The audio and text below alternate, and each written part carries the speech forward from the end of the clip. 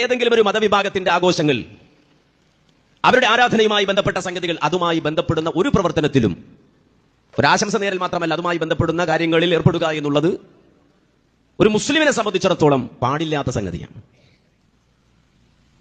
പ്രത്യേകിച്ച് ഈ അടുത്ത സമയത്ത് നമ്മുടെ ക്രൈസ്തവ സഹോദരങ്ങൾ അവരുടെ ആഘോഷമായി കൊണ്ടു നടക്കുന്ന ക്രിസ്തുമസുമായി ബന്ധപ്പെട്ട വിവാദമാണ് ഇപ്പോൾ പൊങ്ങിയത്. നമുക്കറിയാം, ക്രിസ്തുമസിനെ സംബന്ധിച്ചിടത്തോളം ക്രൈസ്തവ സമൂഹത്തിൽ തന്നെ ബഹുഭൂരിപക്ഷം വരുന്ന വിഭാഗം അംഗീകരിക്കുന്നതല്ല. കാരണം അതൊരു വിദഅത്തായി ആ മതത്തിലേക്ക് കടന്നു വന്നതാണ് പിൽക്കാലഘട്ടത്തിൽ എന്ന് വിശ്വസിക്കുന്നവരാണ് ക്രൈസ്തവരിൽ തന്നെ ബഹുഭൂരിപക്ഷം വരുന്ന ആളുകൾ. ക്രൈസ്തവർ തന്നെ പലരും അതിൽ നിന്ന് വിട്ടുനിൽക്കാറുണ്ട്. മുസ്ലിമിനെ സംബന്ധിച്ചിടത്തോളം അതുമായി ബന്ധപ്പെട്ട കാര്യങ്ങൾ നമുക്കറിയാം. അള്ളാഹുവിന് സന്താനമുണ്ട് എന്ന് വാദിക്കുന്ന ഒരു വാദവുമായി ബന്ധപ്പെട്ട ഒരു ആചാരമാണത്. വിശുദ്ധ ഖുർആനാകട്ടെ അള്ളാഹു സുബ്ഹാനഹു വ തആല അവന്റെ കലാമിലൂടെ വളരെ കൃത്യമായി എന്തിനാണ് ഖുർആൻ അവതരിപ്പിച്ചത് എന്നതുപോലും വിശദീകരിക്കുന്നിടത്ത് സൂറത്തുൽ കഹ്ഫിന്റെ തുടക്കത്തിൽ പറഞ്ഞത് ലിയുൻദിറല്ലദീന ഖാലു ഇത്തഖദല്ലാഹു വലദ, അള്ളാഹുവിന് സന്താനമുണ്ട് എന്ന് വാദിക്കുന്നവർക്ക് താക്കീതായിക്കൊണ്ടാണ് ഖുർആൻ അവതരിച്ചത് എന്നാണ്. അപ്പൊ ഈ ഖുർആൻ അവതരിപ്പിക്കപ്പെട്ടത് പോലും അള്ളാഹുവിന് സന്താനമുണ്ട് എന്ന് വാദിക്കുന്ന ആളുകൾ അതിൽ മക്കയിലെ മുശ്രിക്കുകളുണ്ട്.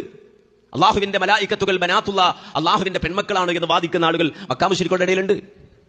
ഈസാ അലൈഹിസ്സലാം ദൈവപുത്രനാണ് എന്ന് വാദിക്കുന്ന ഈസാ ഇബ്നുല്ലാ, അള്ളാഹുവിന്റെ മകനാണ് ഈസാ എന്ന് വാദിക്കുന്ന ആളുകളുണ്ട്. ഉസൈർ ഇബ്നുല്ലാ, ഉസൈർ അള്ളാഹുവിന്റെ മകനാണ് എന്ന് വാദിക്കുന്ന ആളുകളുണ്ട്. അവർക്കെല്ലാവർക്കും താക്കീത് നൽകാൻ, ഇൻസാർ നൽകാൻ അള്ളാഹു അവതരിപ്പിച്ചതാണ് വിശുദ്ധ ഖുർആൻ എന്ന് ഖുർആനിൽ അള്ളാഹു അസന്നിഗ്ധമായി പ്രഖ്യാപിച്ചതാണ്.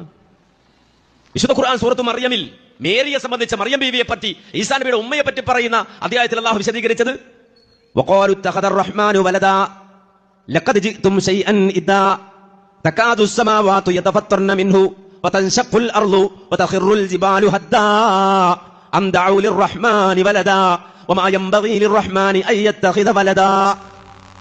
അല്ലാഹുവിന് സന്താനമുണ്ട് എന്ന് വാദിച്ച ആളുകൾ കൊണ്ടുവന്നത് ഏറ്റവും ഗൗരവകരമായ സംഗതിയാണ്.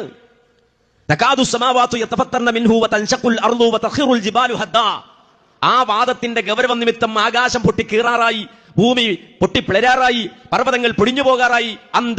റഹ്മാനി വലദ, പരമകാരുണികനായ അള്ളാഹുവിന് സന്താനമുണ്ട് എന്നവർ വാദിച്ച കാരണത്താൽ അള്ളാഹ്ക്കൊരിക്കലും യോജിച്ചതല്ല ഒരു സന്താനത്തെ സ്വീകരിക്കുക എന്നുള്ളത്. ഇത് ഓതുന്ന ഒരു മുസ്ലിം എങ്ങനെയാണ് ആശംസ പറയൽ? ഇതെങ്ങനെ ഒക്കല്? ഈ ആശംസ പറഞ്ഞാൽ ഒക്കണ്ടേ? എല്ലാ ആശംസകളും എന്ന് പറഞ്ഞ് ഇപ്പുറത്ത് വന്നിട്ട് റഹ്മാനു വലദ എന്ന് ഓതിയാ ഒക്കോ? ഇനി റഹ്മാനു വലദാന്ന് ഓതണ്ട.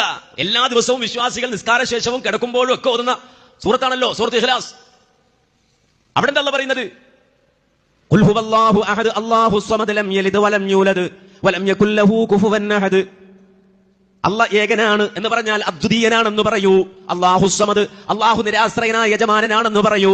ലം യലിദ് വലം യൂലദ്, അവന് പിതാവില്ല മക്കളില്ലെന്ന് പറയൂ. ഇത് ഓതുന്ന ഒരാളെ സംബന്ധിച്ചിടത്തോളം ഇതാ പടച്ചവൻ ഒരു കുട്ടി ജനിച്ചു എന്ന് പറയുമ്പോൾ സർവാശംസകൾ എന്ന് പറഞ്ഞാൽ ഇതെങ്ങനെ ഒക്കല്? അപ്പോ മുസ്ലിമിനെ സംബന്ധിച്ചിടത്തോളം നമ്മൾ മനസ്സിലാക്കേണ്ടതുണ്ട്, അവന്റെ ആരാധന, അവന്റെ ഇബാദത്ത്, അവന്റെ തൗഹീദുമായി എതിരിടുന്ന ഒരു സംഗതിയോടും യോജിപ്പില്ല. അതാണ് ലാ ഇലാഹ ഇല്ലല്ലാ എന്ന് തീർത്തു പറയുന്നത്. അല്ലാഹു അല്ലാതെ ഇലാഹില്ല എന്ന്. അതിന്റെ അർത്ഥം ഏതെങ്കിലും ഒരു ക്രൈസ്തവൻ അവന്റെ ആഘോഷം കൊണ്ടു നടക്കുന്നതിൽ നമുക്കെന്തോ പ്രശ്നമുണ്ടെന്നല്ല. അത് അവന്റെ ആചാരം, അവന്റെ നിലപാട്, അവന്റെ സ്വാതന്ത്ര്യം, അതവന് ആചരിക്കാം, കൊണ്ടു നടക്കാം. ആ ആചാരങ്ങളും അനുഷ്ഠാനങ്ങളുമായി അവർക്ക് മുന്നോട്ട് പോകാം. അതിന് സ്വാതന്ത്ര്യമുണ്ട് ഇന്ത്യ രാജ്യത്ത്.